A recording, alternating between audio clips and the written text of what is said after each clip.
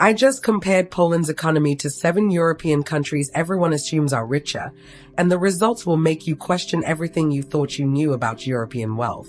Poland has quietly surpassed nations that tourists still flock to as developed Western destinations, countries with Mediterranean beaches and established EU credentials.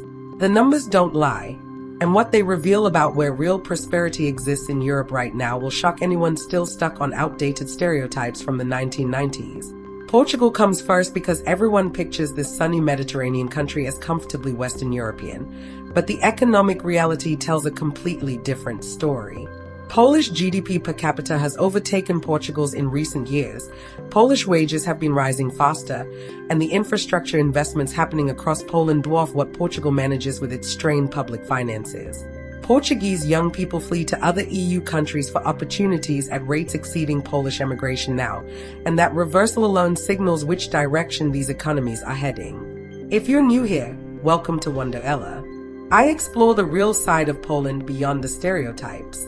Comment where you're watching from, and subscribe so you don't miss the next part of the journey. Let's dive in. Greece represents an even clearer case because this country's economic collapse exposed weaknesses Poland avoided through better governance. While Greece struggled through devastating austerity and youth unemployment that destroyed a generation's prospects, Poland maintained steady growth that compounded into serious advantages. Greek GDP per capita now trails Poland's. Greek infrastructure deteriorates while Poland's improves, and the brain drain from Greece has become so severe it threatens the country's future in ways Poland never experienced. Croatia surprises people because tourism gives this country an appearance of wealth that doesn't match underlying economic fundamentals beyond coastal resorts. Poland's economy is larger, more diversified, and more resilient than Croatia's tourism-dependent model that leaves it vulnerable to seasonal shifts. Polish incomes have surpassed Croatian averages. The job market offers more opportunities across sectors, and infrastructure quality across Poland exceeds what Croatia manages outside the main tourist corridors visitors see. Slovakia pursued rapid reforms that initially looked impressive, but Poland's steadier approach produced better long-term results, now showing clearly in the data. Polish economic output per capita edges above Slovakia's, the labor market absorbs workers more effectively, and major companies increasingly choose Poland over Slovakia for investments and regional headquarters. Slovakia's smaller size limits opportunities in ways Poland's scale advantages overcome, creating momentum that compounds into measurable gaps. Latvia suffered one of Europe's most devastating financial crashes in 2008, and while recovery eventually happened, the damage created lasting disadvantages Poland avoided entirely.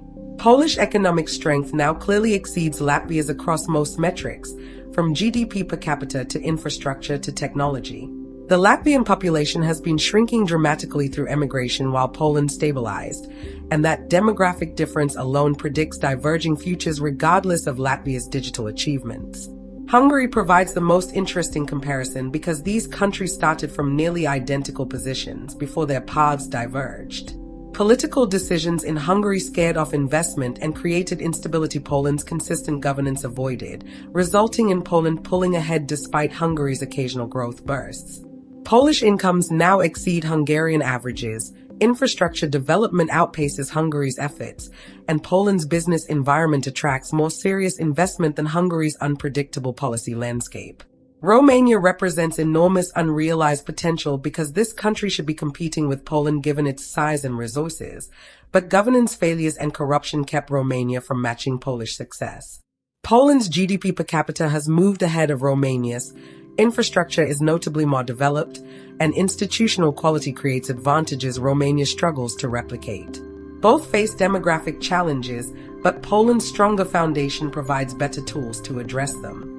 What makes Poland's advantage over these 7 countries particularly significant is that most started from better positions or had natural advantages Poland lacked. Portugal and Greece were established Western democracies with EU membership before Poland escaped communism. Croatia had tourism appeal. Romania had better resources and larger population. Yet Poland's combination of consistent policy, institutional quality, scale advantages, and sustained momentum produced results surpassing all of them through execution rather than favorable starting conditions. The prosperity gap keeps growing rather than shrinking, suggesting Poland's advantages are structural and likely to persist. People think of Poland as catching up to Europe, but Poland has already passed a significant portion of it and shows no signs of slowing, while countries that should be ahead keep struggling with problems Poland solved years ago. The purchasing power difference reveals even more because raw GDP numbers don't capture what money actually buys in daily life across these countries. A Polish salary goes further in Warsaw or Krakow than comparable earnings in Lisbon or Athens, meaning real living standards for average Polish workers now exceed those in countries still perceived as wealthier.